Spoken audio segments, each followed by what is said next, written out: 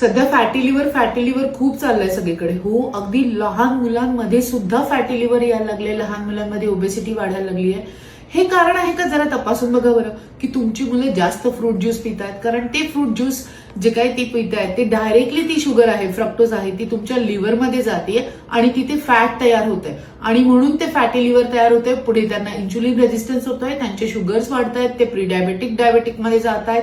त्याच्यामुळे जर असं असेल तर प्लीज प्लीज प्लीज मुलांचे फ्रूट ज्यूस बंद करा. त्यांना चांगली पूर्ण फळं खायला शिकवा, कारण पूर्ण फळं असतील तर ही शुगर एवढी वाढत नाही. तुम्ही नुसते ज्युसेस दिलेस, घरातले अगदी नॅचरल ज्युसेस दिलेत, टेट्रापॅक मधले ज्युसेस दिलेत, बाहेरचे ज्युसेस दिलेत, कुठलंही आपले जे काय आपण आता हल्ली खूपच फॅट निघालाय, त्या उन्हाळा असल्यामुळे ते कसलीही ड्रिंक्स पितायत मुलं, हे आधी प्लीज बंद करा. तरच त्यांचं ते फॅटी लिव्हर कमी होण्याचे चान्सेस आहेत. त्याच्यामुळे सगळ्यांचं आरोग्य आपल्या हातात आहे, समजतंय, पण मग ते नीट उमगू द्या आणि प्लीज अशा प्रकारच्या गोष्टींना आळा घालायला सुरुवात करा.